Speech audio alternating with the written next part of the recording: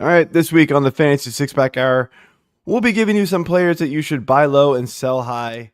And remember, timing matters unless you're AJ, who's late to everything except his weekly meltdown over the Phillies bullpen. We'll be back. The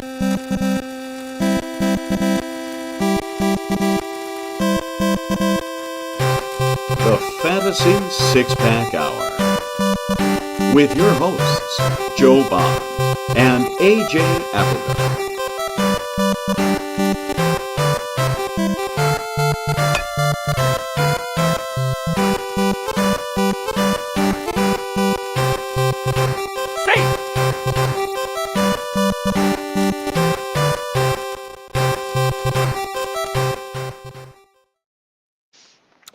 All right. Welcome to the Fantasy Six Pack Hour. My name is Joe Bond, founder of FantasySixPack.net. With me, to my left and right, is Corey Pieper. What's going on, man? Not much. Good week. Not a lot going on over here. AJ, you enjoying the what it feels like the 18th day of rain in a row? Pretty much, yeah. Yeah, Love all these crappy. double headers that we're getting. It's fantastic for my daily stats. Yeah, I started 4 pitchers this week in one roto league because 3 of them had 2 starts. Yeah, I no longer had any of those guys with 2 starts. So that destroyed my starts for this week in that league. So fun times. All right. Before we jump into things, like I said, we're going to be covering some buy low and sell highs per a suggestion by a listener and watcher of the show. Appreciate it. But before we do that, jump in and become an all-access member. You're going to get access to our award-winning rankings, our draft cheat sheets for football that are coming out here soon, all our betting at DFS content. I'm going to be launching. We've got our MLB hitter and pitcher daily analysis tool there, and I'm working on a pitching planner that is going to be grading some people out here. I saw it. It's cool. All to set up your it's cool. roto weeks. Yeah. It's got a lot of data behind it to pump out a good score for everybody. So yeah, jump in there. F6P MLB 25 to save 15%. Without further ado, let's jump into our buy lows. We're going to do these one infield, one outfielder, and one pitcher each. Who wants to go first? What spot are we taking? Infield? Let's do infield first. Yeah. I'll start with mine. I may or may not butcher his name. And this isn't somebody that you're going to be going after from somebody else's team likely because his ownership's still fairly low. But it's someone who I think, and I've picked up and has been very good. His name is Chase Meardroth, and he is from my draw. I got you, dog. I thought that was my other guess, but yeah. So he's a multi-eligible infielder for the White Sox. Currently, he is hitting at a 301 clip, 381 OBP, 376 slugging. So he's not a big power guy. Walk rate about 11.5%. K rate's only 15%. So the one thing that scares me about him is his BABIP is sitting at 355. And basically this is his first go in the big show. So, but looking at his stats from AAA and whatnot in the past couple of years, everything's trending in the right direction for me. Aside from the ISO, like I said, that's way down, but he hasn't really got much ISO in the past either, aside from last year, randomly at a 333. But definitely someone that I think is worth a look. He's played 36 games this year, and he's got a hit in 30 of them, at least one hit. And I want to say he's got some steals too. Yeah, he's got 8 steals already, 5 RBIs, 15 runs. in only 20. Oh, this says 27 games. Okay, I'm not sure what that is, but when I was counting his stats earlier today, it was 30 games. So unless I skipped Corey, something. I believe you you had him in the waiver article earlier this year, or am I mixing that? I know you like mentioned him at least in our Discord or something. I picked him up quickly, and he was kind of just like, I mean, he was okay. Like he'd contact hitter, getting a lot of, getting on base a lot, but wasn't doing a whole lot, especially on that team. Counting stats aren't there, and he kind of stopped running for a while. So I was like, I found somebody else to go after. But he's okay. And honestly, the White Sox offense is better than I think anybody thought it would have been, considering who they have. It's not great. Don't get me wrong, but it's definitely shocking some teams here and there. They've got more those, so there you go. I like Mydroth. He was part of the return for Garrett Crochet. So he was a Red Sox guy, part of the return for Garrett Crochet. Now, like what you said about the power, it's not going to be there. He has one barrel on the season, that's like less than 2. So don't expect any home runs at all. But the steals are going to be there, even though he's not particularly fast. He's been great the last couple of weeks, 5 steals in the last 6 games. Batting .458. I think he's triple eligible in most places, second, third, and short. Yeah. So that's pretty valuable. But it's probably going to end with, I think you could get close to a 300 average. You might get 25 steals. Maybe you get 5 home runs. And like Joe and AJ said, he's going to play every day. Like there's nobody coming for that job. So he's been hitting leadoff, which is huge because he's going to get all the at bats doing that. Plus, if he gets on base, he's likely to steal. Because he is not hitting any doubles with that one barrel. So you're going to be on first. No, he will be walking or singling. But that's all he needs to get on base so he can steal. So I think it's a realistic target too. Like, yeah, absolutely. I think he might even be available in some leagues. So I was going to say I don't know. I didn't look it up. And in ESPN, he's only rostered in 7.2% of leagues. And that's up 6.3%. So, shortstop, second base, and third base eligible. So we've talked about second, and that's where I'm going to go here for my buy low is second base, and that is Brandon Lau of the Tampa Bay Lows, not Lows, Lows. 170 at bats this season, 20 runs, 8 home runs, 25 RBIs, 2 steals, and he's hitting .224. Probably you could have bought him even lower if we would have done this show a couple weeks ago when he was at 190 with 5 home runs. But in the last couple weeks, he has 3 home runs and is hitting .364. But some of the other stuff is even better, like highest average exit velocity since 2019. That was the year he had 17 home runs in half of a season. The expected batting average is .268. That's the highest of his career here, mostly because he's chasing less. Strikeouts have always been kind of an issue there. I have talked about my affinity for Steinbrenner Field down in Tampa Bay. And I think it's only going to keep getting better. It's getting warmer. They put up, I think, 8 the other day there. As it gets a little hotter, the ball's starting to carry there. Remember, that's the short porch, just like Yankee Stadium. Brandon Lau's a pull hitter lefty.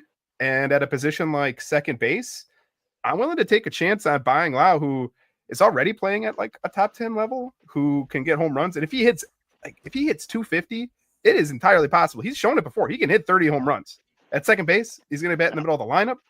I think you can go out and get Brandon Lau and fix a lot of the second base issues where so many of these guys have underdelivered. I snatched him up like a week and a half ago, if not slightly longer, in the Fantasy Six Pack OG League. So nice. I don't know who I have. I think I have Terang in that one. So I actually have a competent second baseman, which is rare. I was using Stott, which is fine. But he was out there. He's also got he's still playing. He's in my middle infield. But it was one of those like he also had first base eligibility. Soderstrom is sort of struggling. So I was like, let me see what I can do, kind of give me some position flexibility, and he's been great. His OBP is not awesome. I kind of wish that would go up. So it kind of hurt me there in an OBP league, yeah, I'm loving the return on him so far. I'm going to give you a little bit of a juicy one here, and it's Vlad Guerrero. Maybe there aren't so many non-believers out there, but I do know there are some frustrated managers. We're here near the end of May, and the dude only has 6 home runs. Pop quiz: does anybody know how many home runs he had through the end of May last year? 6. 5. 5. And how many did he finish with? Was it 32? It was 30. Dang. 30. So he destroyed it the rest of the summer. Like, let's just be real. Like, he destroyed it.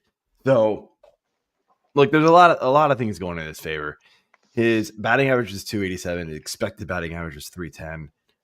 He is striking out more. Not really sure what that's all about. So, his slugging's down. Stat catch page is already, it's just still this crazy high for him all over the place. Nothing tells me that he is going to stay this cold for Vlad Guerrero. And that's what you're buying, right? You're not buying, you're going to have to pay a pretty hefty price for him. But if there's somebody out there who maybe picked up like Torkelson, right? Who's going like, oh, hey, I'm good. I can just keep sliding Torkelson in there. Or maybe they still think Soderstrom is awesome, even though he's been ice cold. Well, not ice cold. His powers is zapped in May. It's just gone. I don't know what happened. He's starting to hit again, at least.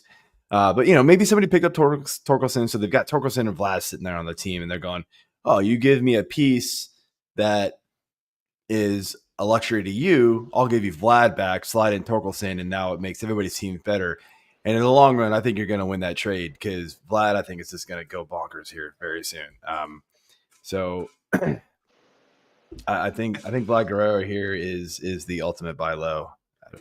So I agree. He's a buy low. The weird stat that I see when I'm looking at Vlad Jr. is just swing percentage. He's just not swinging the bat nearly as much. 41% swinging the bat. That's so much lower than he's ever swung the bat before. And because of that, like, I don't know if he's not seeing the ball well or what's going on there, but yeah, if he don't go up there and take a draw. I don't want Vlad Jr. to draw walks, right? We want Vlad Jr. to pound the ball over the fence. So we'll see if he can start swinging the bat a little bit more, get a little warmer. I do agree. He's absolutely a buy low. Yeah, I've always liked Vlad. Oh, you are not talking, sir. I know. I said I wonder if they just don't really believe in that lineup around him, so they're just not really pitching to him. I didn't really look into that kind of detail, but that would be something interesting to look at. But yeah, I think he'll start to get more aggressive here, along with his teammate, who's Santander, who is also not doing great, who also did similar things last year, had like 7 home runs through May and finished with a boatload of them. So I think he can get on fire too. I think that offense right there with those two is ready to take off. Yeah, I agree with that. Definitely want Tony Taters back. I'd love him back in Baltimore, but yeah, I don't think that's happening right now. But this is a sneaky good offense, and they're just not hitting on all cylinders right now. So I agree. All right, let's move over here to outfield. AJ, who is your outfield buy low? Oh, my outfield buy low, and he's now outfield eligible, but he's also second base eligible. And we've talked about him quite a bit as more of a, I want to get rid of this guy, probably me included, but I'm actually trying to buy low on Jose Altuve right now. You know what you're going to get as far as steals. He had like a 3-year stretch from 19 to 21 where he just wasn't running at all. And he's back to running, the last 3 years, 18, 14, 22. So that you're getting that. The thing that stinks right now is his walk percentage is down. He was up over 10%, close to 11 for a couple of years there. And then he dipped down last year. And his K percentage is up. So he's just whiffing at the ball more and not walking as much. His average is only at 238 right now. That needs to go up. He's a guy who typically hits, over 300 or right around 300 for the majority of his career. I think that he's going to have some good counting stats here.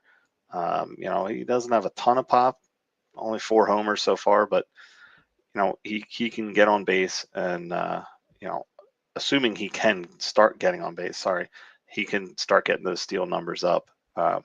And again, he hits towards the top of that order, so lots of power behind him, especially when Alvarez comes back. So I would be buying low on Altuve.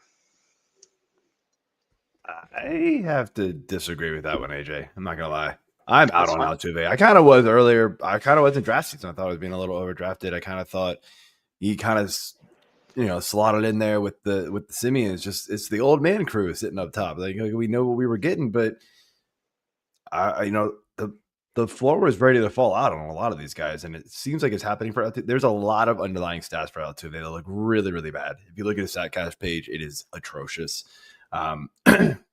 When I see an expected batting average, it's actually lower than his crappy batting average. That's not good. I just won't. I don't want anything to do with that. So have fun, man. If I had him, I'd be selling to you real quick. Have fun. Yeah. But I did not. I did not take him anywhere, thankfully. Yeah. Well, I mean, that's fine. I get it. I get the arguments against it. Yeah, I think I lean closer to Joe on this one than AJ. It's if I could buy Jose Altuve, I think that his name value is going to carry more. Like I'm going to have to pay more to get Jose Altuve than I think I will have to pay to get Brandon Lau, for example. And I think it's very likely that Lau outperforms Altuve the rest of the way. So I probably am kind of out on Altuve too at this point. Mm-hmm.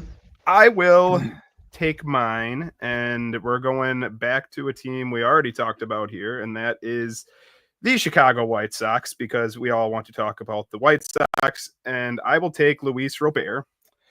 So 163 at-bats, 21 runs scored, 5 home runs, 17 RBIs, 17 steals, and a robust 178 batting average.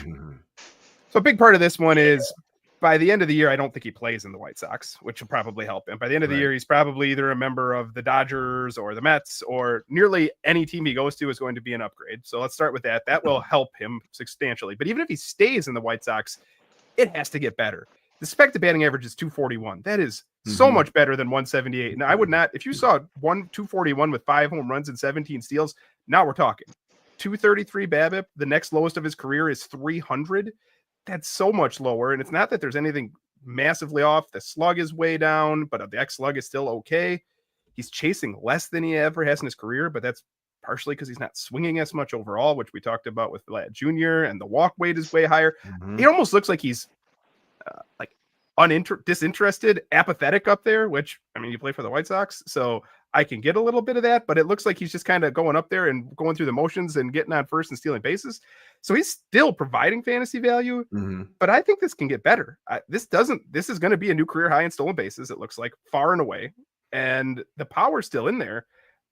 I'm pretty excited on Luis Robert, and I wasn't at all going into the season, but this looks pretty good actually. So I'm willing to buy Luis Robert low. Yeah, a lower K rate, a higher walk rate. There's a lot of things to like about it. It's just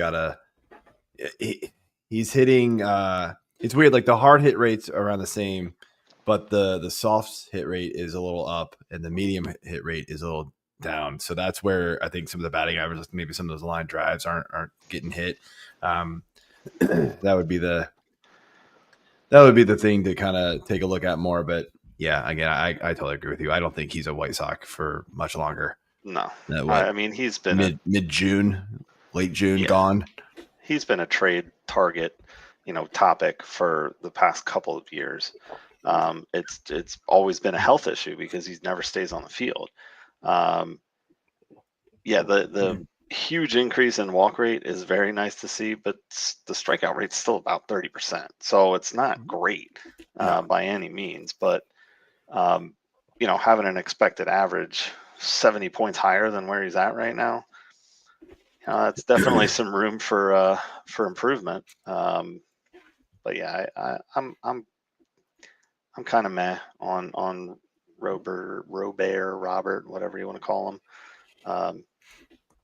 I wouldn't mind going after him, but I'm not necessarily seeking him out either personally. So I wrote down 2 outfielders. I'm just going to mention the one, but then I'm going to go into the other one more.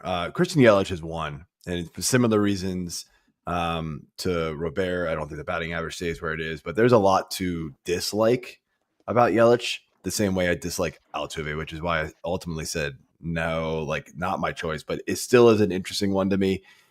Brian Reynolds is the ultimate buy low for me here in the outfield. We're just not seeing the typical Brian Reynolds result, right? And sorry, my page is not pulling up here. And the batting average for him is down like 60, 70 points from his last couple of seasons. Down to 203. His expected is all the way up at 255. So we know. I think everybody would expect that to go up. The K rate's higher, which is weird. Again, it's just like a lot of things we're seeing from some of these guys. Like K rate's up right now, which is kind of odd. Like, yeah, he plays on a bad team too, so maybe he's just pressing. Pitchers know that they don't really have to pitch to him because they're not really afraid of a whole lot else on that team. O'Neal Cruz is scary, but he also strikes out like a 40% clip. So who cares there, right?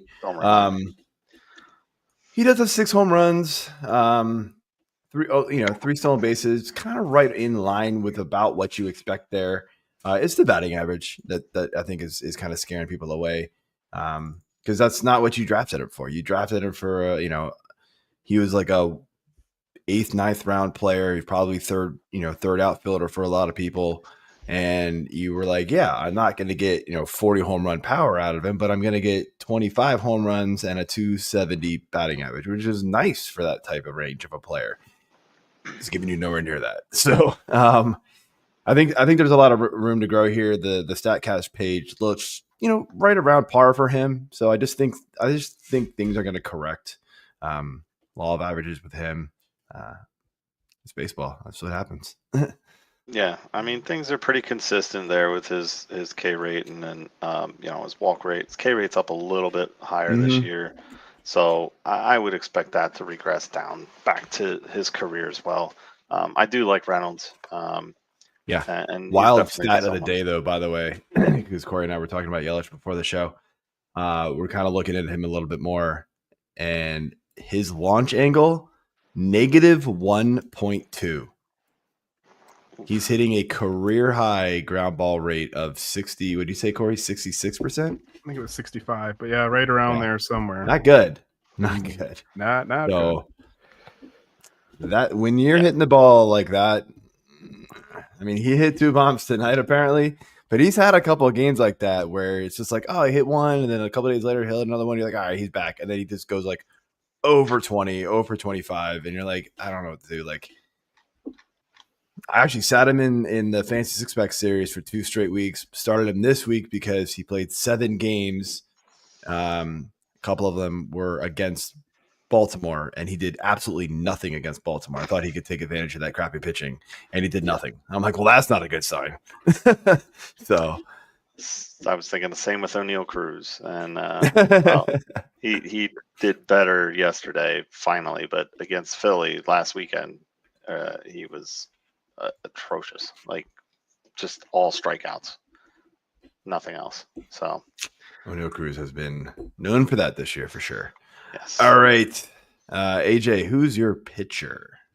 My pitcher is Zach Gallen. Looking at Gallen, I mean he's still only 29. He's kind of been a frustrating player to roster, but looking at the underlying stats here this year with his his ERA is all the way up at 5.14. Obviously not good, but his expected is down at 4.16. Again, not necessarily great, but dropping a whole point is nice. And the last time his expected ERA was 4.16 2 years ago, he actually finished with an ERA of 3.47. So that usually outperforms his underlying metrics. So this is weird to see it actually go the opposite way. Yeah, exactly. And then just looking at his FIP too, he's at 4.68 is expected, down to 4.15. So, I think the bigger problem with him right now is that he's given up too many home runs. He was under 1 home run a game the past 3 years, and he's up at 161 per 9. He's also walking a lot more guys than he ever has. And he's not striking out as many as early in his career, but he's dead in line with the last 4 years, and back to 22. So, he's going to be an innings eater. He's going to get you some wins most of the time. Arizona's obviously a good team, solid team. So I think, obviously more leagues are going to quality starts anyways. So I think he's going to get that for you. And, with the stats I'm seeing right now, I think he's an easy, buy low candidate. So we talked about Gallen last week in the drop, I believe, and Joe was pro drop, and I said hold. I'm not actively looking to get Zach Gallen though either. I think everything AJ said is fine. Like I think he's probably going to deliver usable fantasy value, especially in like a deeper 15-team league where you just want healthy bodies who are going to pitch innings for you, and I think he'll probably give you a lot of innings. But I don't know if anything about Zach Gallen really moves the needle for me at all. Like I think he'll be solid in like a Seth Lugo sort of way, something like that, which is a good pitcher. It's a good pitcher, but I don't know if I'm actively trying to go out and take advantage of Zach Gallen's depressed value. Yeah, I think he's gonna have to show me more and quickly. Yeah, fly ball rate's really high for him right now, and that's obviously leading to the home runs. Hard hit rate is up. Everything's been trending in the wrong direction for a couple of years. Like I said, he's been outperforming his underlying metrics, and now they've finally caught up, and he's getting hit hard for it. The division is really good outside of Colorado, so that's not doing him any favors either. So, Corey, who's yours? So I went pretty top end here, but I think you can pull it off right now, especially because he's injured, and that is Cole Reagans, who we talk about him in the injury. We'll talk about him right now instead. Groin injury this past week. He was through like 5-ish innings, came back out to warm up, called for the trainer. They said he's been dealing with this for a couple of starts now as it is, but they were very optimistic that it's going to be 15 days and he'll be healed up. And hopefully we don't have to worry about this groin injury anymore, but that may suppress his value even more. And the surface line stats aren't particularly great. 45 innings, 2-3, but 72 strikeouts to 13 walks. Are you freaking kidding me? 72 strikeouts. But the ERA you look at the ERA and it's 4.53 with a 1-2 whip. That doesn't look all that good, but league leading K percentage if you drop it to 40 innings, 14.9 K per 9. That's a relief pitcher. That is peak Mason Miller, Josh Hader is the way that he is striking out guys right now. 30.9 K minus walk percentage, only bettered by Logan Gilbert, but he's getting unlucky. Like 376 BABIP against when his actual batting average against is 241 with his expected batting average of 190. Every one of the indicators, FIP, XFIP, Sierra, whichever one you like, is over 2 runs less than his actual ERA, but 63% strand rate. 51.5% whiff rate on his changeup alone is insane. That might be the best pitch in all of baseball right now. As far as I'm concerned, this is a top 5 starting pitcher. I would give up, Hunter Brown's been on an absolute tear. He looks amazing. Max Fried looks amazing. I would give up either one of those guys in an instant to get Cole Reagans on my team and not blink an eye. I think Cole Reagans is a clear top 5 starting pitcher who might not be valued like that right now, especially with the injury. Like Hunter Brown, Chris Bubik, Brian Wu, any of those guys that I could give up to get Cole Reagans, done. Yeah, Reagans was a big target of mine as like the back end SP1 range, and it's just been unfortunate. I missed him in one league, got him in another one. He's been awesome when he's on the mound most of the time, but it's those starts where it's kind of like he just gets hit hard, and like you could tell like the last few starts there was something going on. It was like this doesn't look right, so there you go. But everything looks like he should be spot on and good to go here soon, hopefully. Mine is Tanner Bybee.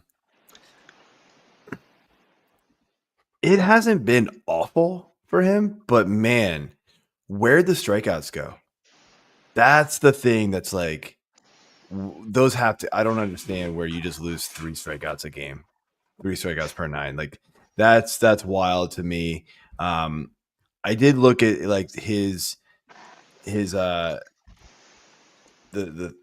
pitch that he's throwing here, and it looks like he added in like a cutter this year, and he's throwing it a lot, and he's actually gotten away from throwing the fastball more, which wasn't a great pitch for him, honestly. But the cutter's not working for him either. So it's like, okay, maybe we should rethink this. He did get away from the cutter also, which wasn't a good pitch for him. So that was a plus pitch for him. This year it's not good, but he's only throwing it like 2% of the time. So like, that's not a big sample size for me. It's just a weird pitch mix for me, and I kind of am waiting for the Guardians to figure out that whatever they have been asking him to do, or whatever he decided to do in the offseason is not working, and he needs to go back to being the Bibee of a couple of years past, and I think we're seeing that the diminished K rate lead to more runs, higher walks, and other than that, like he's not getting hit that much harder.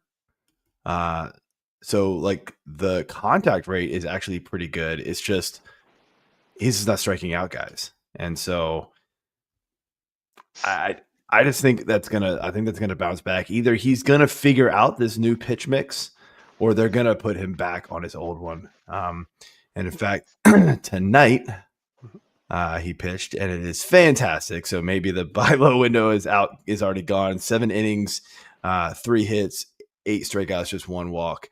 So that looks like the Tanner Bibee that I would have remembered. I don't remember who he's playing tonight. Is it Detroit? Detroit. Yeah, so that's a good outing because Detroit's a good offense. So that's a good one. That like I started him this week in a league and was like, just gonna do it and just pray, and it worked. So there you go. Sometimes you get lucky. So yeah, and it's his curveball that's down at like 2%. His cutter's at 23. But sorry. I'm only seeing the cutter for this year though. So if sorry. Yeah, I said cutter earlier, and then I saw CU and thought cutter again. I don't know why that's just weird. But curve. He got rid of his curve. Like 9-10% on that, and now it's nothing. So that's and like he decreased his slider percentage, which was basically one of his best. Like it was his best pitch. Yeah. And my guess is that was his strikeout pitch, and he's throwing less of it. And what does it have the slider at? 14.5. 14.5. He was up at 27% the last 2 years. Yeah. That was. Does it have a sweeper on there? Does it have a sweeper on there? I'm not seeing it. Because I think that's probably because I'm looking at what he threw tonight, and it has the 4-seamer at 34% here. It has a sweeper at 20%, and then everything else, the changeup, cutter, sinker, and curveball are all between 13 and he threw them either 12 or 10 times. Okay. Now, dude got 14 whiffs on 96 pitches. That's pretty good. 17 called strikes. So if you're doing the CSW percentage, 32 is pretty awesome. That's a good night. Yeah, and we want to see. I'm looking at the whiffs. The whiffs on the sweeper are pretty strong. It's honestly the changeups that was the best pitch tonight. So we'll see. I like this one as well. I think that's a good buy low. But yeah, and I don't think it's something that you're going to have to pay like crazy high dollar for because I mean he was expensive in drafts, but because of the strikeout rate, it was just over 9 per 9. People were like, I'll go other places, and people love the strikeouts. I fall for that. So. All right, let's go over to your sell highs. And Corey, we're going to start with you on this. So give us your infielder sell high. So I'm going pretty high right away here. And people are going to say, you're nuts. I'm going with Pete Alonso. 185 at-bats, 28 runs scored, a league-leading 16 doubles, 9 home runs, 37 ribbies, and a .292 batting average. But there's some stuff. Okay, so first off, if you look at the StatCast page, it looks like Rudolph's nose. Like it is bright red across the board. Top 10, ex-WOBA, expected batting average, expected slug. Like you're thinking, I must be nuts, right? Well, okay, so 346 BABIP. His career is 267. He's never had a mark above 280. Do I suddenly think that that's a new level for him? Maybe he's Freddie Freeman. He's just a line drive machine because he's certainly not fast. but I've seen enough of Pete Alonso to think that probably comes down. And career low whiff percentage and highest chase contact rate, maybe, but I don't think so. 95 average exit velocity. Pete Alonso's been an amazing power hitter his entire career, and he's never come close to that mark. He's 4 miles per hour less. If that drops down, he starts striking out a lot more, or at least a little more. This is all going to slow down, and I think it's already started. In May, he has 2 home runs, 9 RBIs, and is hitting 221. It was really a scorching hot April, and he's already started to cool off. So hopefully you could sell it really high when he was up at the 330 mark, and he looked like Vlad Jr. I would still say, if I could sell Pete Alonso and get Vlad Jr. like Joe was talking about, I would do that instantly. I think that Pete Alonso probably comes down from here. Now, it's a better offense than Toronto. So if you want to talk about offense, I think Pete Alonso is as likely as anyone, maybe not named Aaron Judge, to lead the league in RBIs because he's batting behind Juan Soto and Francisco Lindor. But beyond that, the average will continue to come down. He's probably settles in around 260, and you're going to get, maybe you get to 40 home runs. I wouldn't bet on it, 35, something like that. So you have to sell really high. Clarify this right away. I'm not telling you to sell Pete Alonso for anything, but if I can get Vlad Jr. for him, if I can get Bryce Harper for him, I'm still doing that. Yeah, especially in that batting average leagues, because he's not hitting 292. Like, there's just no way. That's just not his game. But I will say, is there something to the Juan Soto effect, right? Like, is there something to this where, like, now it's not just Lindor and Pete Alonso on that offense. Juan Soto's making a difference, right? Like, they can't get all 3 guys on base. They got to pitch to somebody, and they're pitching to Lindor and Alonso now, leaving Soto out, who's doing fine, but not Soto-esque yet. So it is something to consider, but yeah, that's an interesting one. I do think there's a little regression here coming for him, but yeah, you got to get some real nice pieces for him, in my opinion. Yeah, I agree. AJ. All right, so I am going with shortstop on this one, and that would be Dansby Swanson. I mean, I don't know what the deal is with this guy. He's 31. His stats are pretty consistent, over the past X amount of years, like really throughout most of his career. He's kind of hovering around the same numbers. His average is up to 262 right now from, being in the 240s the past couple of years. His OBP is right in line. He's at 319 right now. But his slugging's up at 466 right now, up from 390 last year. But he's been in the 400s, the 5 years before that. So again, there's a lot of consistency with it. But he's just not exciting to me. I don't know. He's just kind of an average guy. K percentage is 25.5. Walk percentage is only at 8. So he's not walking a lot. He's already got 10 homers, so that could be a nice selling point there. He's got 7 steals, also a nice selling point there. His expected batting average is actually at 275. So, it's things seem to be trending in the right way, but I don't know. I just think now is a good time to dump him because he goes on these streaks where he's just god awful and you can't do anything with it. So he's looking like Dansby Swanson of 2022, which I don't know if he's going to turn back the clock like that for a full season. But hey, this is a really good offense, so it is. Maybe it'll work for him. But yeah, I like this one a lot. I think he's overproducing right now. I don't know if you agree with that, Corey. So this is one of my guys, right? This is the AJ said boring, like Brian Reynolds, right? This is one of the guys I like. I can pretty much put it in paper. He's going to get 10 to 15 home runs, 15 to 20 steals, and not kill your average. What? He's already at 10 home runs. I know. He's off to a great start. I assume he'll slow down. So I am fine with selling him if you can sell him high, but I still think I think he'll have a fine season. And the expected slug and the batting average looks great right now. The Cubs offense is killing it, and he has found a spot. I think they moved him to 6, and that's really where he took off. So I'm fine holding it because I think it's going to be a good year for Dansby Swanson. But if you can sell him high, sure. I mean, always try. Like if I could turn Dansby Swanson into an injured Corey Seager, yeah, I'm doing that. But if I'm perfectly fine holding it too, because I think this is a pretty good player. Yeah, Roster Resource has him down at 7 right now, behind 7? Bush. So, but ahead of Nico Horner, who's also having kind of a pretty nice start to the season. Yeah, did he move up to 6 when Hap was hurt? Is that what happened? That must have been where he was. He was batting 6 when Hap was out. Yeah.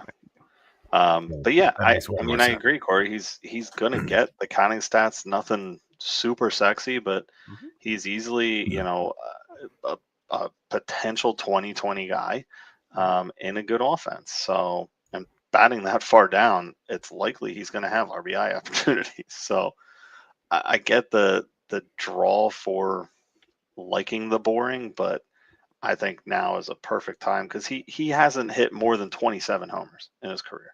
So, you know, that 20 threshold is probably right around that, maybe a few more.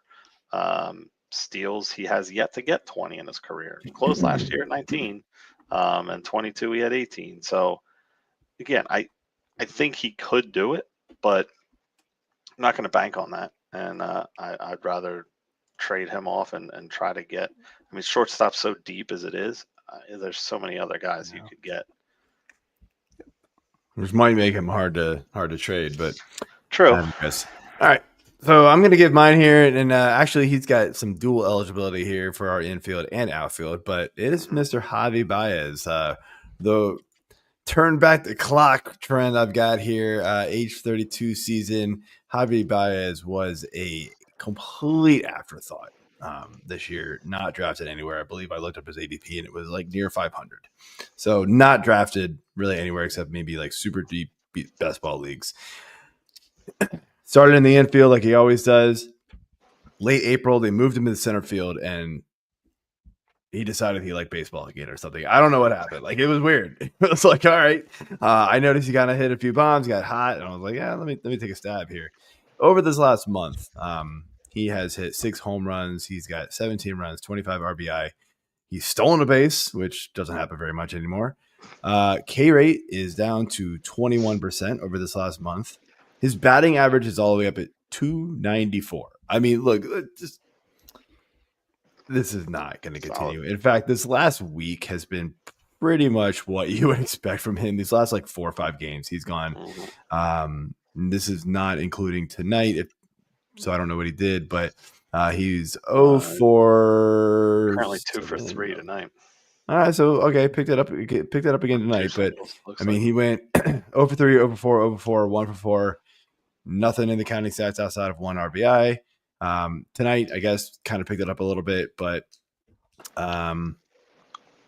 yeah, 2 for 3, but nothing in the other categories. So again, plays pretty good offense. So I think there's going to be some counting stats that kind of just fall into place. But like we know who he is. He's a very aggressive hitter. And so that 284 batting average is very, very, very likely to come down unless they have somehow retrained an old dog to do new tricks. I don't see how this works for him going long, going far. And with the multiple position eligibility, there is value there. I think people could be, there's people hurting in outfield. There's people hurting at second base. He does have, I think, second base, shortstop, and third base, shortstop, and outfield. Is it third base? Yeah, I mean, third base isn't great either. Westburg managers, you know what I'm talking about. Corey, that was a little dig at you. Thank you for reminding me. Thank you for reminding me. That's what you get for stealing it from me. So I mean, third base hasn't been great. And then outfield, there's always a bunch of injuries all over the place. So I think there will be places to be able to capitalize on this. And I really do not expect the batting average to stay where it is. Projection across the rest of the season from all over the place is around 240. Highest is 242, lowest is 238. So there you go. Yeah, I think this is one of the clearest sell highs, and I'd get pretty much whatever I can get for him that I think Pretty is much reliable. Like if I could get anything that I find reliable the rest of the way, I would trade Javi Baez in a second. Absolutely. All of it pretty much looks the same. Actually hasn't hit the ball particularly hard. It's actually a little weaker, but he looks awesome in center field. I'll give him that. Like for defensively, for a guy who used to be amazing at second base and then was terrible for a long time, he looks great in center field, but that doesn't help my fantasy team unless you play in like a, I don't know. Is there such a thing as like an outs above average league or something? I don't know. Maybe is there any IDP baseball leagues? David Whitcomb, over here on Fantasy Back, he always touts he loves some defense, so I'm sure he'll make up a defense baseball league. So such that's the guy to get. The IDP for football, we got defense for baseball somehow. Mm-hmm. I'm sure it's out there. I'm sure it's out there too. Altuve just hit a home run. Shout out AJ. Oh my gosh. Nice. Oh, don't buy now. Don't let him know he's right. Windows closing. Ever. Was that George Kirby? Nope. George Kirby in his return hammered. We'll talk about him in a little bit. Yikes. All right. Yeah, I will take that homer. With Baez, the only thing I'll say is, his ownership is still pretty low, like just under 50%, at least in ESPN. So, I'm guessing as well. ESPN's projections are not great. I agree. But I'm all for selling high on him though. Anything you can get. Let us move to the outfield here, Corey. And I will start us off with, apparently I just have a hatred of everyone named Pete that's decent in baseball. So I'm going from Pete Alonso to Pete Crow Armstrong, who we've talked about before on the show. And maybe I'll just be wrong. Maybe he's just amazing and he's just this complete outlier. But I still think that Pete Crow Armstrong has to be a sell high. We're at 38 runs scored, 12 home runs, 39 RBIs, 14 steals, and 279. That looks awesome. It is really hard for me to say that is not good, but the expected average has him at 239. The 89 mile an hour average exit velocity that's below average, and so is the 40% hard hit rate, yet he's hit 12 home runs. The expected slug is still pretty high at 500 because he barrels the ball a lot, but that's still less than the 553 that he's slugging right now. I hate the plate discipline. 43.5 chase rate. That is first percentile. That is like Vladimir Guerrero Sr., who is swinging the pitches down by his toes, is what he is basically doing out there. And he walks 4% of the time.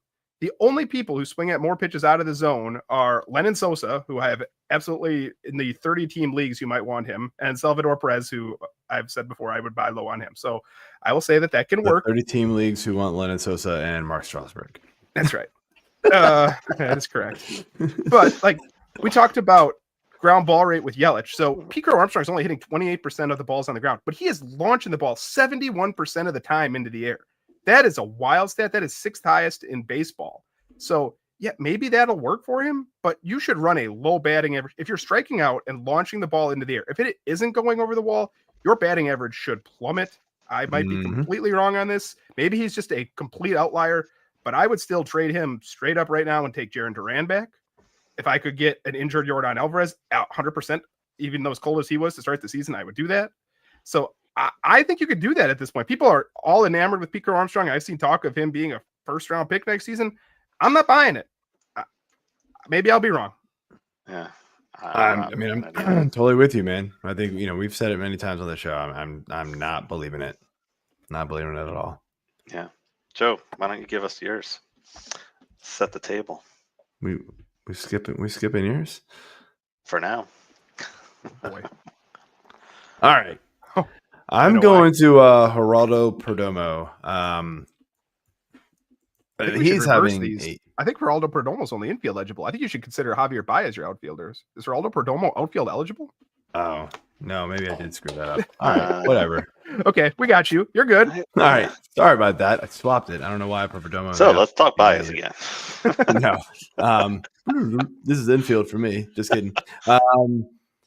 Yeah, there's just, Perdomo's fine. And I just don't really believe that he's all of a sudden this 182 ISO kind of hitter guy who's hitting, 6 home runs, 11 steals already. I know he's hitting that good lineup. He, they paid him good money, so he's pretty supplanted in there now.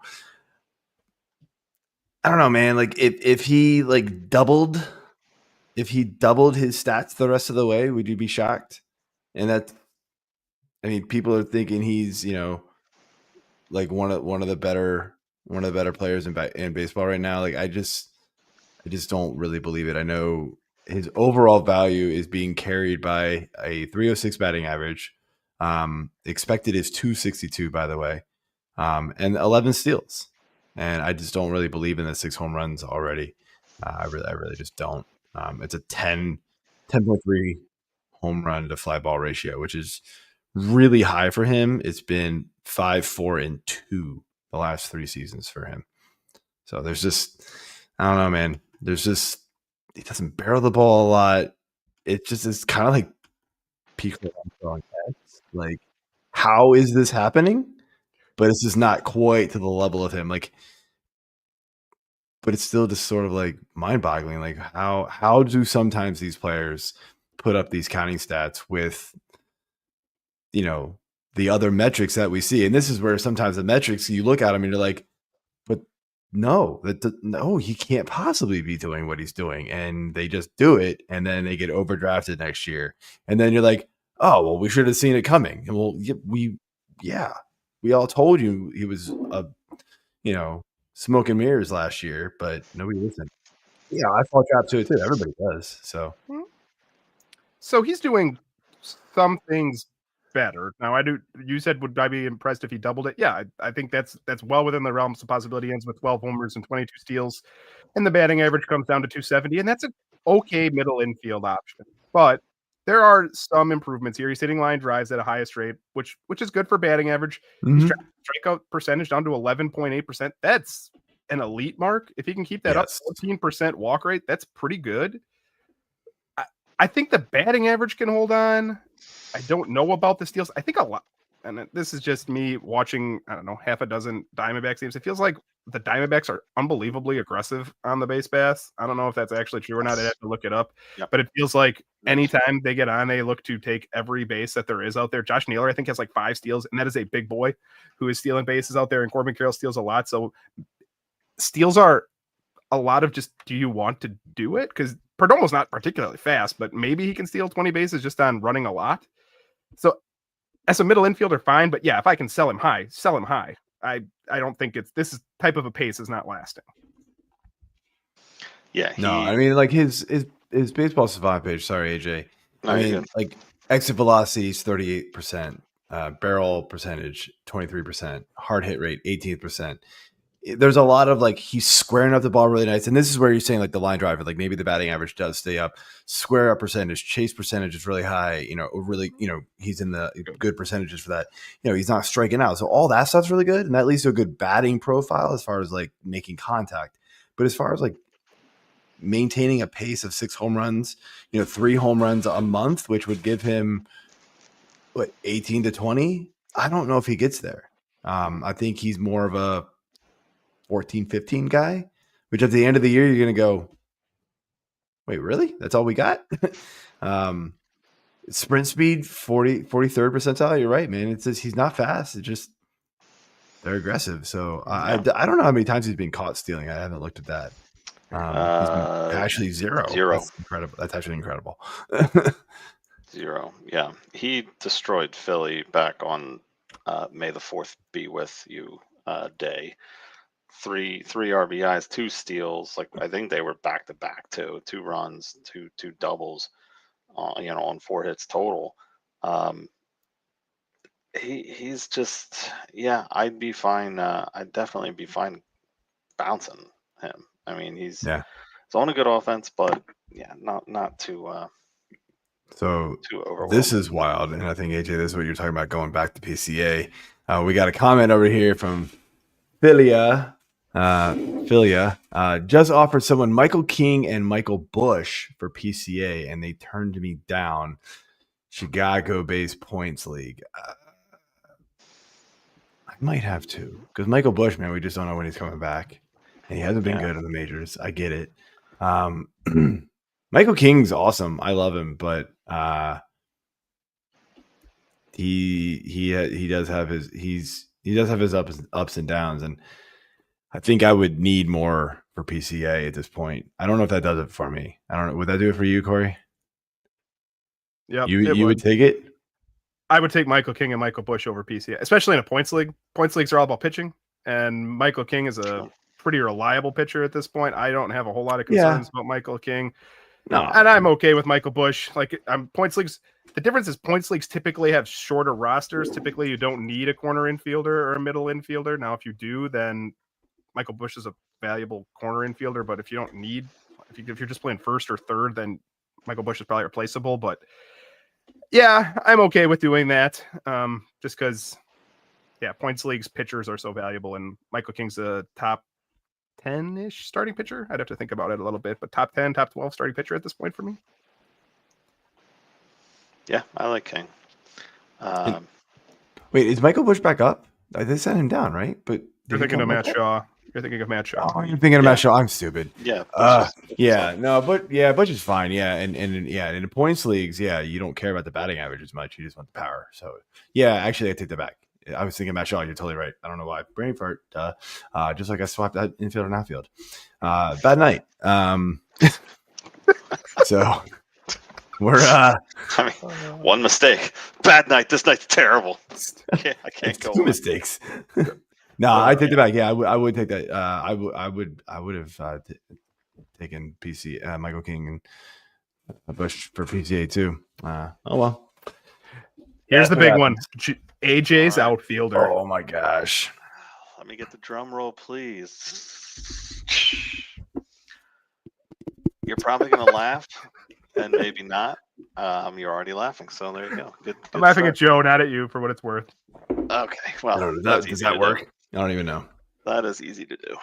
All right, my outfielder is Juan Soto. I get, he's a first-round draft pick. You're going to be able to get a king's ransom for him because of the name value, because of what he did last year. His walk percentage is right in line, down a tick. His K percentage is right in line. His ISO is down 100 points right now. His BABIP's down 250. Yeah. Yes, give me the floor. 259. OBP is down. I want no part of this. From his usual 400 plus, down at 374. Slugging is down. A lot of this has to do with like the reports that I've heard, this week about he doesn't like the Mets fans. They're booing him. They're giving him a hard time because he was a Yankee and now he's a Met. And Mets fans are trash. They need to freaking relax with this guy as it is. Stop giving him such a hard time. He's a great baseball player, but he wanted to be a Yankee. So I think some of that is somehow fitting into this. It's a very intriguing conversation. But again, what you can get for Juan Soto, you could fill, a couple of holes. So it's always more fun. Always more fun. I'm not falling for it. His barrel rate is basically in line with his career. Aside from last year, it was up close to 20. It's hard hit rate. Again, there's a lot of consistent stuff here. Some of the stats are down. I just think he'd be an easy target to sell. Everyone's going to want to come after him because he's good. So why not take what you can get and, get $1.20 on the dollar? Well, so here's my question for you, AJ. He is underperforming for Juan Soto right now. So correct. I don't know if this would be considered a sell high. Selling high on who he is and the expected output for what you would have drafted him at when you didn't get to draft him. But if you want to trade for him, his expected batting average is 60 points higher than his current average of 246.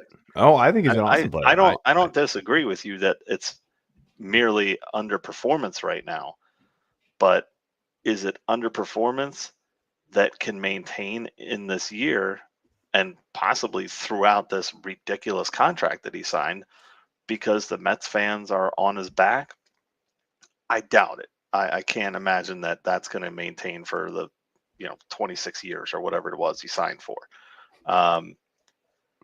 But yeah, it's just interesting to me that 60 games, not even 60 games into the season or so, and he's complaining, and his family members apparently wanted him to be a Met and not a Yankee again, but he wanted to be a Yankee. I mean, don't you have another red shirt where somebody was complaining? What's that? Don't you have another red shirt where somebody was complaining with a quote on it? Yeah, I wore the shirt, and look what he did. Turned his season around. You're welcome. Yeah, so there you go. He's complaining, and now he's going to turn his season around. So yeah, he said he effing hated the place. He learned his lesson that Philly's the best place to play, and he changed his mind at the end of that season. Why? Because they went to the World Series. So I get it, underperforming. Probably no one is willing to listen to this, but you do you. I would go after whatever I need, get a solid pitcher and an outfielder, and then throw in some bum pitcher to the Juan Soto deal, and you're good. I don't care if you don't like it. I'm bold. It's bold. Like, solid pitcher and an outfielder. So someone comes to you and they have Cole Reagans. Jarren Duran. Okay. So Cole Reagans is the leadoff part. Cole Reagans and PCA. You doing that for Juan Soto?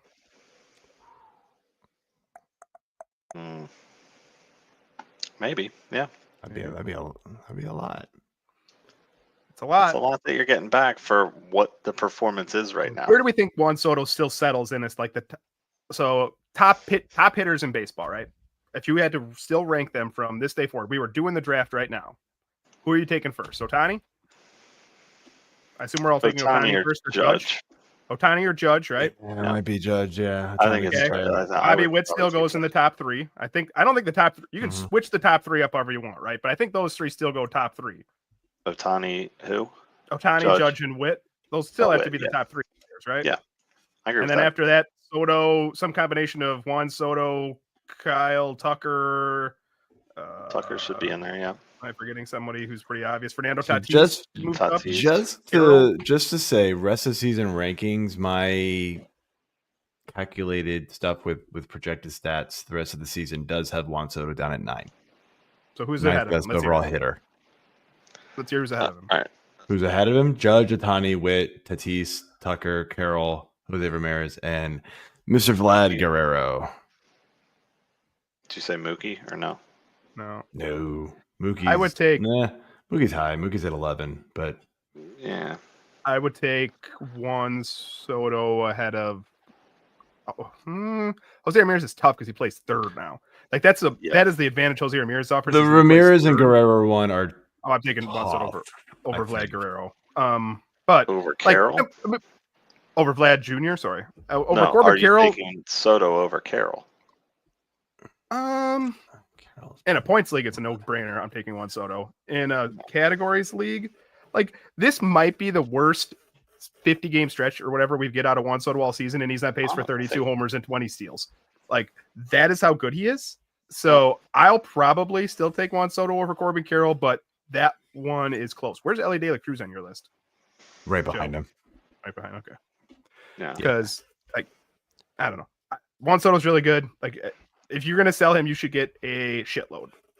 Yeah, totally agree. That's my point. Totally agree. Like you can see what he's doing now, still believe in him, but there's somebody in your league that believes in him more.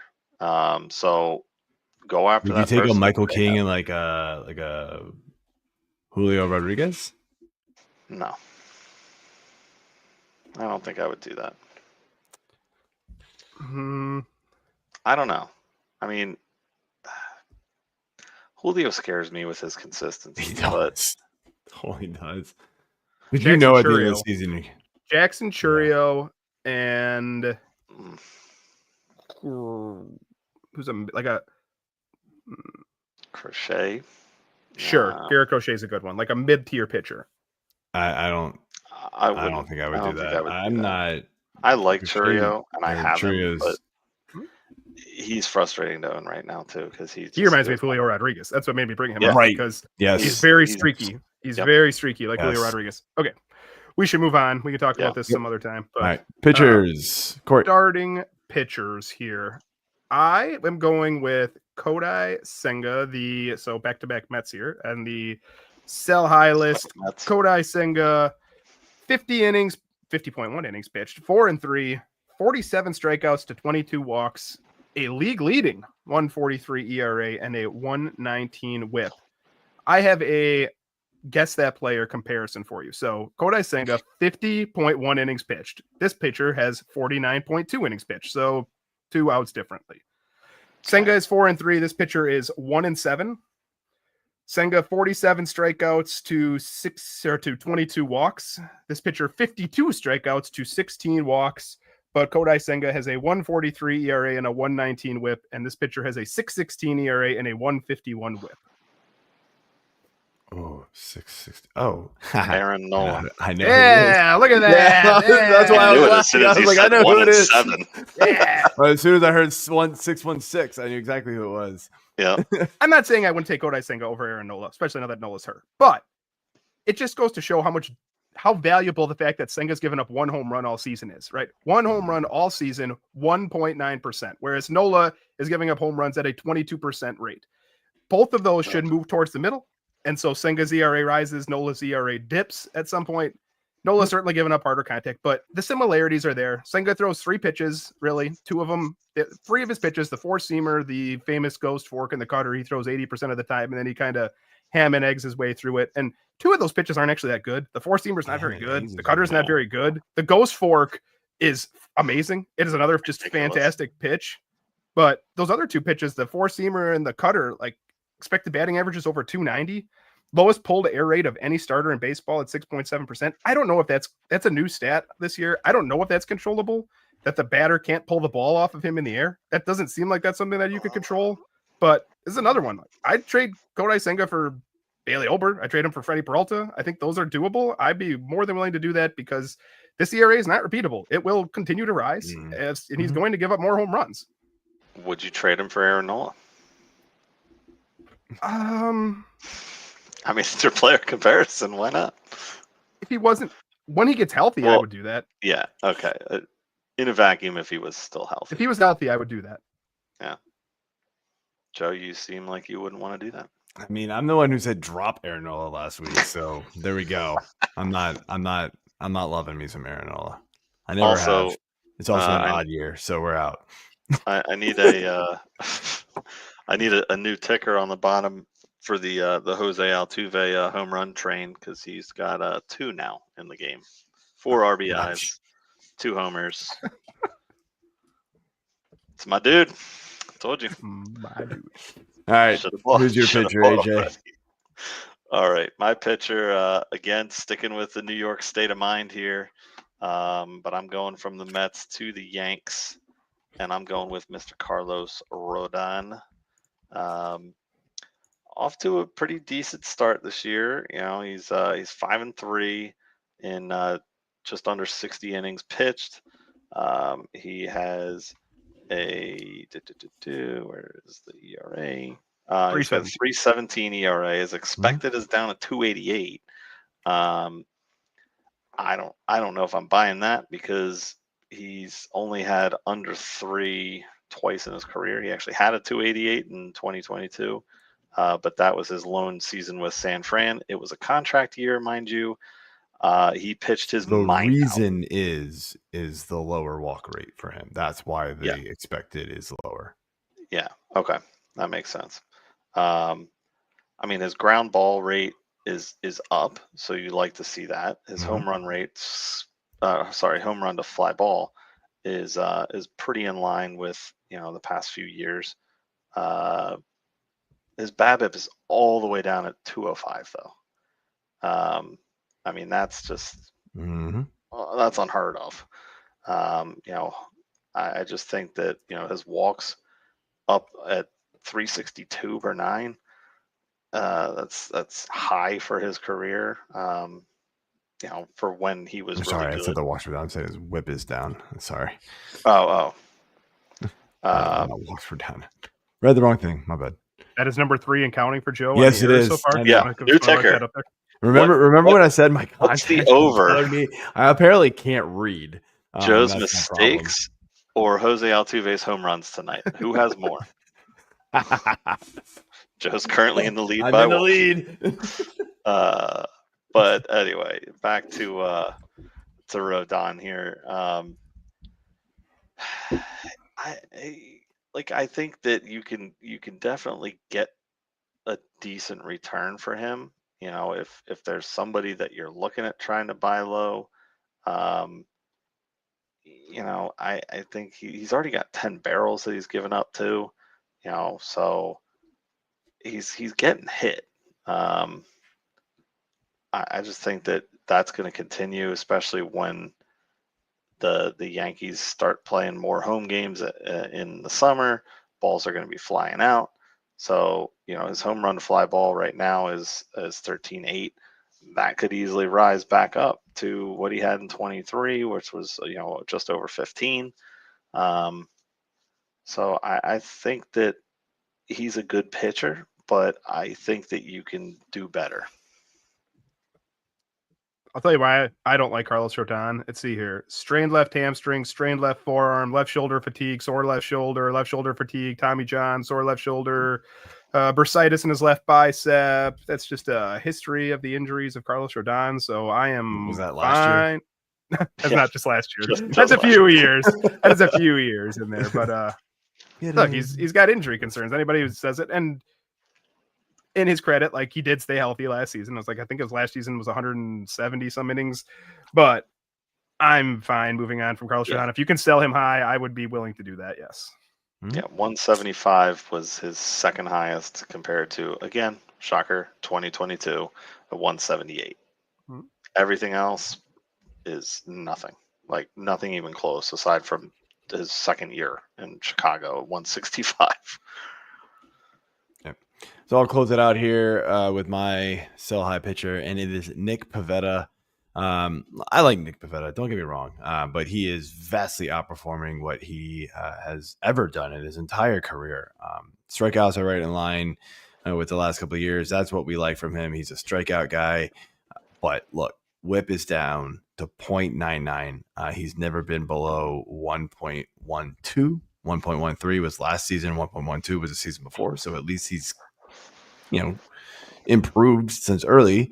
But the ERA is 2.86. He has never finished below 4.04.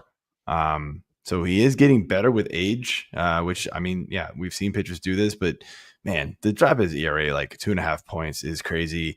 Expected ERA right now sitting at 3.57. Sierra is at 3.39. It's gonna go back to the mean. It's kind of like with you and Senga, Corey. Things are just going to go in the wrong direction here at some point. He's allowing like almost a full less home run than per 9 than he did last season. And he plays for San Diego. We know, again, I mentioned it earlier in the show, that's a really, really, really tough division. They're going to, they got to face a lot of the Dodgers, a lot of the Diamondbacks. San Francisco's no joke, especially, when they're not playing at home. That offense can be pretty scary as well. Things get suppressed a little bit in San Fran, but I just think we're going to see, like Pivetta with Boston, we saw it for stretches, right? He was amazing. Yeah, it'd be like it'd be like 2-3 weeks at a time, not 2 months like this. So but then we'd get these like massive blow up games where he's allowing like 8 runs in like 2 innings, and you're like, oh God, what just happened? Those just haven't happened yet this year. And look, maybe the San Diego pitching staff figured something out with him. But I'm betting man. I wouldn't put my money on it. So I think he's going to regress a lot, and we're going to see more of the old Nick Pivetta here soon. Yes, I agree with a lot of that. I think Pavetta's pretty good too, and I can get behind that he'll pitch better in San Diego because it's like the first time in his life he's pitched in a decent pitching park. Boston's tough, Philly's tough to pitch in, but it's not this good. It'll regress, and so if I can sell him high, okay. Would you sell Nick Pivetta for Carlos Rodon? Who'd you rather have of those two? I think Rodon's going to be more consistent, more reliable he won't for the next, but because 100 Pavetta's innings going or to so give you that he has left. Yeah, he's like huge up and downs with Pivetta soon are coming, and that's just where you're going to get. I mean, like you, especially in like head-to-head weeks, man, you're going to have weeks where Pivetta has like a 15 ERA. Like it just happens. That's who he is. Yeah. So yeah, I agree. That's I agree. the tough part with I think Pivetta. on the innings pitched, I would on a per inning basis, I think Carlos Rodon is the best pitcher of the three we talked about of Pivetta, Rodon, and Senga, and that is actually probably Pivetta over Senga to me. But I have injury concerns. Like Senga missed almost all of last season. Pavetta's hurt a lot. Rodon gets hurt a lot. So yeah, if I could sell any of these guys for someone, considerably better, I would do it.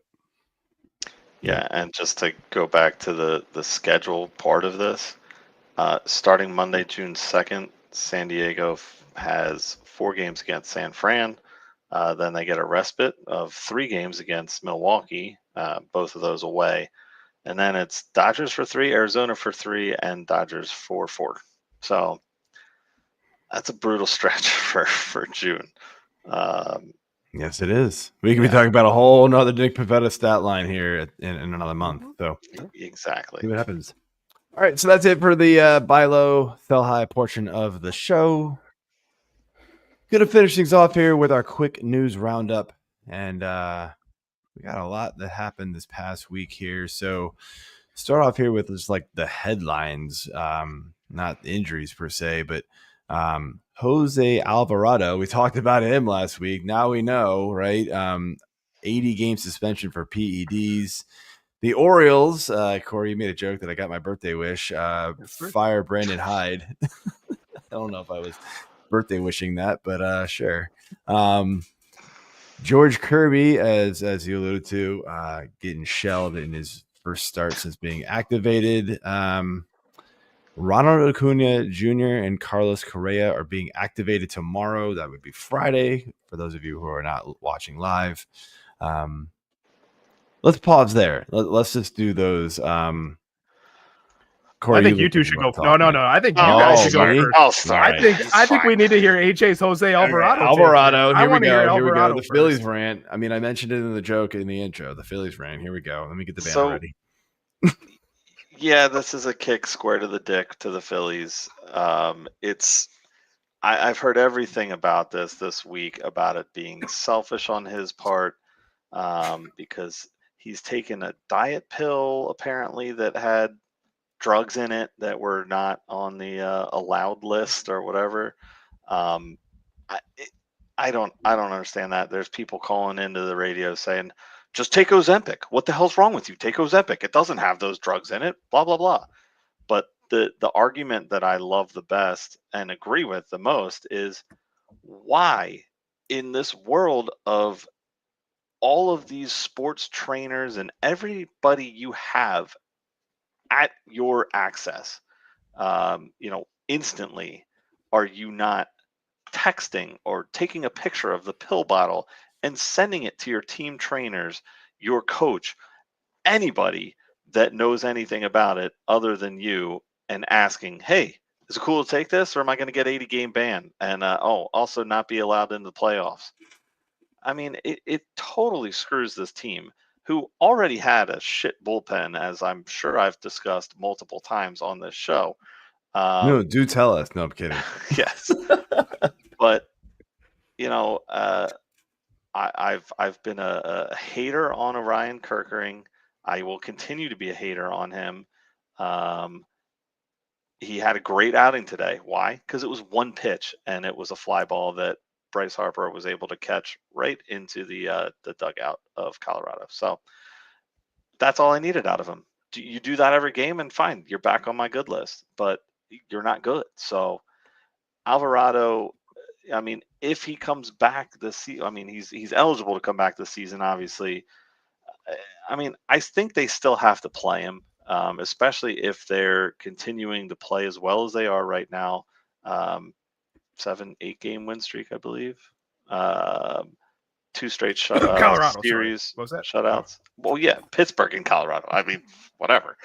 Wins are wins. You have to beat the shitty teams to be a good team. So either way, it's bad news all around. I mean, if he comes back and can help out in late August, early September, whatever it might be, I worry about like what kind of shape he's going to be in. Like, what's he going to do with these diet pills while he's off for these 80 games? Is he going to take the same diet pills? Is he going to get Ozempic and take something different that's allowed? I don't know. I don't know what's going to happen with that. But it's I don't know. It's just mind-boggling to me. The other issue, though, is that he did this before in Tampa. He got suspended before in Tampa. And it's like, okay, you didn't learn the lesson, clearly. Again, there's so many resources that you have, at your beck and call, and you just do what you want and then get busted for it. Rant 1. Let's hear Joe's rant on Brandon Hyde. So, I mean, I've already ranted on him once on this show, so I won't go into too much detail. But I mean, look, as much as I like Brandon Hyde, I just never really got the feeling that he was a good MLB manager. He came in and was basically tasked with, you're going to be here while we rebuild. And look, the rebuild happened, I think, a lot faster than people thought. Let's be real. I don't think anybody thought we were going to win 100 games and then 91 games. I think that kind of came out of nowhere and surprised a lot of people. Now, we, as good as they were last year, 91 games, they ended like 34-38. Yeah. Then started this season 15 and 32 when he was let go. Not good. Yes, they've dealt with injuries, but I mean, a lot of these young guys that are coming up just aren't performing. And then we see guys like Kyle Stowers go to Miami, and look what he's doing. Connor Norby right there with him. Connor Norby. I mean, it's just, and look, that's not all his fault. That's obviously, there is a lot of fault to be had on the front office and Mike Elias for not going harder after other starting pitchers once we finally got turned down from Corbin Burns. Why we didn't go after Nick Pivetta boggles my mind, right? Like, he was sitting out there for a long time, signed pretty late in the process. Maybe we did go after him and he didn't want to come here. But I don't know, maybe we offer some sort of joke contract. Like, none of that's coming out, obviously, but it just seems weird that our big signings were Charlie Morton and, Sagano, who is fine, I guess, but he's a number 4 starter. Decent, yeah. He shouldn't be our number 1. Eflin's not working. I know he wasn't supposed to be a number 1. Rodriguez's injury is screwing us even more, but there's just a lot of underperformance on this team. And the lineup decisions were always kind of odd. Even when Holiday started, hitting, just never moved him up in the lineup, just kept him at 7 and 8. And then as soon as he's gone, he's the number 2 hitter. And it's well, no kidding, man. Maybe you should reward this guy who's hitting well and give him a little boost in confidence and tell these other players who are hitting crap up top to get their shit together.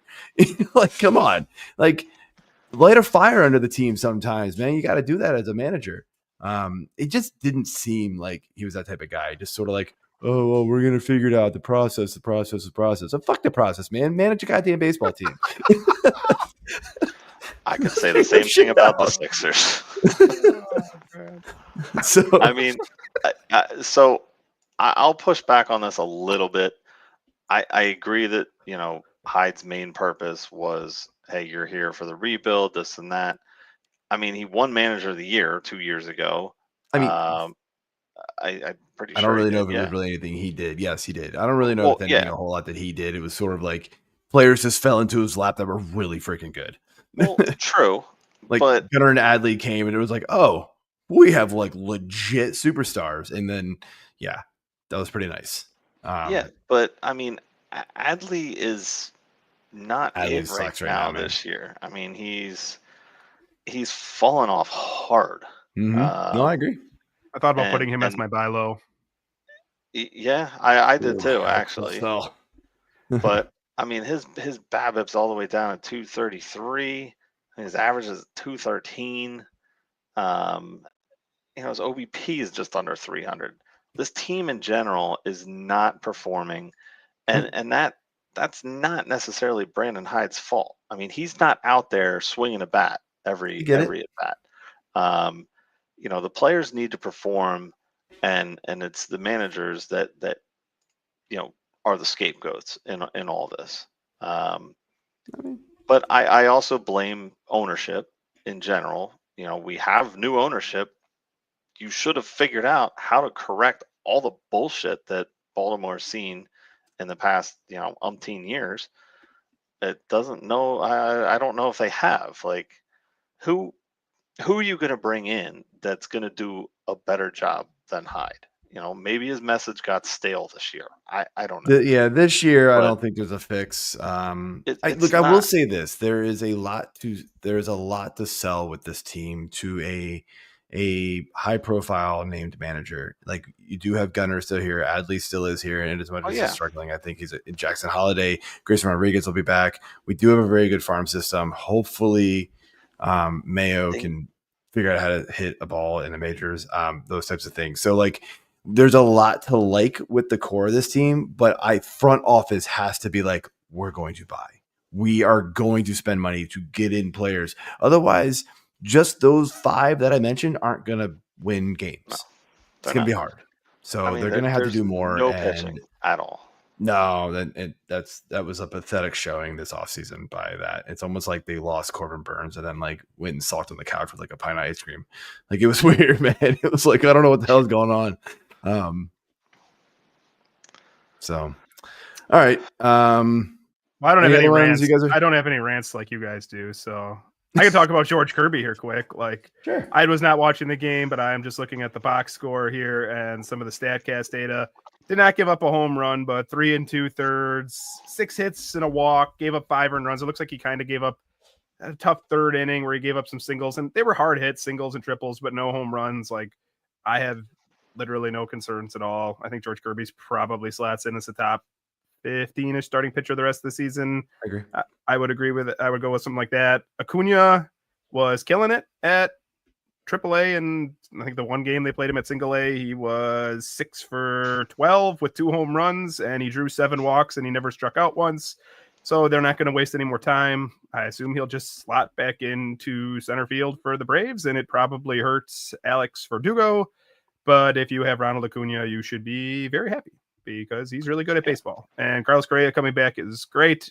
Him and Byron Buxton colliding is like the there's got to be a joke in there about how injured both of them are, but I can't come up with it right now. But there's something in there, and Buxton still hurt. Correa's back, but not as important as Ronald Acuna. So, yeah, I'll say it again, and I'm going to warn people: be careful expecting a bunch of steals from Acuna. I don't think they're coming this year. They're not over under 15. The rest of the year, I will go over on that. I mean, there is still a good bit of baseball. I mean, what? That's maybe like 18 though. Is that what, 3.5 a month? Ish? Yeah, about ish. Yeah, that's something like that. That's not good. That's not what we want. No, that is not why he went back in second round in some drafts. Which I was like, yeah, good luck. I just don't know if we're gonna get it. But if you got 30 homers and 15 steals, do you think that's possible? Maybe. Yeah, it's pretty good. Yeah.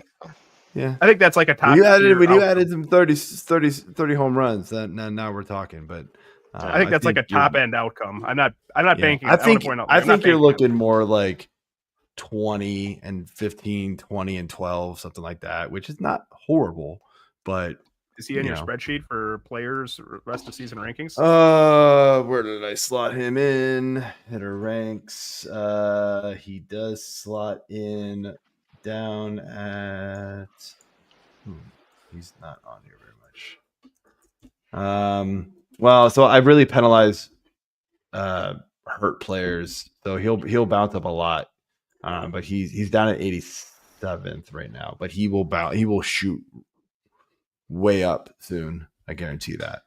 Because I wasn't exactly sure when he was coming back. There was no all of a sudden this was announced today, oh, he's coming back tomorrow. I was like, all right. So I didn't know if it was next week or the week after. We had no idea still. So closing things out here, let's run through the rest of these IL injuries. Aaron Nola, ankle sprain, Cole Reagan's groin. We mentioned a few of these already. So Seth Lugo with finger injury, he's on the IL. Tyler O'Neill, shoulder injury again, easily droppable as we did in Earth League. Corey, Eduardo Rodriguez, shoulder inflammation. Evan Carter, right quad. Reese Olson with a finger injury. That's a shame because, man, he was really starting to come and put it together after a pretty sluggish start. He was one of my super buy low sleeper pitchers this year. Jared Jones done for the year with Tommy John surgery. Dylan Cruz with a back injury. Travis Bazana 8 to 10 weeks with an oblique. And Justin Verlander pectoral discomfort. I'm sure there's no jokes. Sure, there's a joke there as well. I knew it was coming. Call ups.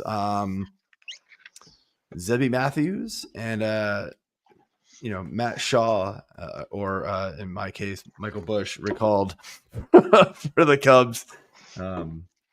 So I don't really have a whole lot with any of these guys. Anybody have anybody interesting they really want to talk about? Sort of meh. No, I mean O'Neill, he's perfect for fantasy for day one because all he does is hit a home run, and then just trade him immediately because he's injured. He's not good. That's awesome last year. I'm not gonna lie. What's that? It was great last year. Pretty damn good last year. Yeah, but I don't know what's going on. I mean, is this the Orioles syndrome? You come here, it's the Orioles not play, so you're running into the lockers and the after a game or something stupid to hurt yourself. Nola, again, we kind of already talked about him, so I'll leave that out. Anything else, Corey? So you mentioned Reese Olson. It looked like he was breaking out, and it looked fully repeatable. It is all in line with the underlying data there. Travis Bazana, you can quit holding him. Forget that. That's not going to happen. 8 to 10 weeks. We talked about him a couple weeks ago. Jared Jones is irritating because we could have done this 2 months ago when we'd be back at this time next year, kind of like Yuri Perez is on the way back, and they wasted time, and now we're going to have to sit and wait, and you probably won't get him next season, which is annoying. Dylan Cruz. Annoying with Grayson, probably. Yeah, probably. Dylan Cruz is an interesting one because we've talked about him with the drops a few times. I think he's come up with the drops. So not you're getting 7 home runs and 11 steals is awesome. He's hitting 196 with 48 strikeouts. I'm going to keep holding Dylan Cruz. If you don't have an injured spot and you want to drop him, fine. I get it. It's a back injury. Backs suck. Yelich deals with the back all the time. Mike Trout has dealt with back injuries. Backs suck. But if I have a spot to keep him, I am going to keep holding Dylan Cruz. I just think the upside's. So once again, we're talking about a cold start, and he's on pace for 28 home runs and 44 steals. Okay, I'll eat the bad batting average with that, but it's not good that he's injured. We don't like that. Evan Carter's droppable. I don't think he can hit against lefties, so I'm fine cutting him. Eduardo Rodriguez is cuttable.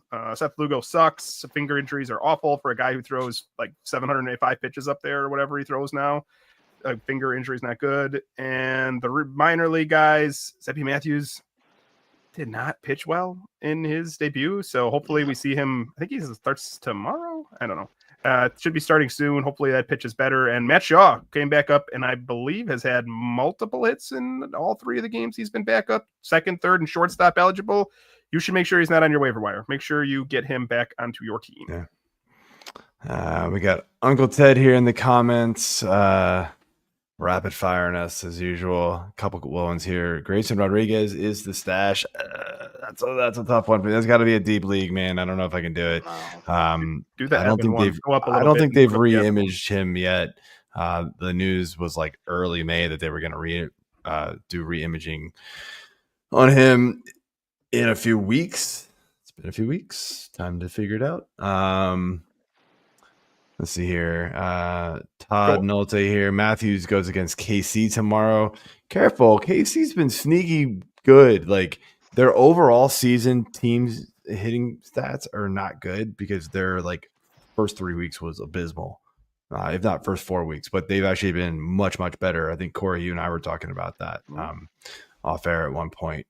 And then the question here is from Evan Klugerman. When does Bubba get called up? I don't know. I don't know if they're going to waste their time with it. Like they're just bad. I mean, I guess maybe eventually they will. But Paul Skeens is on the team, and they're still bad. So like, they called him up, right? He's already, they called up Jared Jones at one point. So this, look, we talked about Bubba. Was it 2 weeks ago when we did the prospects thing? And I said I thought it'd be imminent. Like I thought by the end of May he'd be up. Last start was May 18th. We got back-to-back starts of 86 pitches here. Now, the last 2 starts, 5 innings, no earned, 8 Ks, 4 1/3, 2 earned, 7 Ks. So he's not pitching particularly efficiently, but he's racking up strikeouts. The walks are still pretty far down there. And now at 86 pitches, like that's a MLB level workload. They can call him up. I know they called up, was it Michael Burrows to start today, and everyone was pissed that it wasn't Bubba Chandler. Yeah. I still think it's in. I'd be shocked if it's not in the next couple of weeks here. I saw that they better report he's not coming up this weekend. I'd still be really surprised if he's not up by like June 10th-ish, something like that. I don't know why they're wasting his bullets in the minor leagues. And you could say like control, but I said Paul Skeens is there. Is that I don't know. Like Jared Jones is there. Bubba Chandler would help that team. They'd have an amazing pitching staff if Jared Jones is healthy, and Mitch Keller's not terrible. And so I don't know. I hope that we get him in the next couple of weeks, but doesn't look like it. Logan Henderson is a stud, Uncle Ted. You are correct. Go Brewers. Yeah. Uncle That's Ted, my a bunch rant of right other there. comments here. I'll just put some on the screen here. So he's got Cutter Crawford throwing again. Logan Henderson is a stud. And yeah, that's a couple of them there. So yeah. All right. So that's it for this week's show. Buy low, sell high. And then of course our news roundup here at the end. I hope you enjoyed it. Thank you for tuning in. Yeah, that's it for me. Have a good night, everyone, and see you all next time. Go Phils.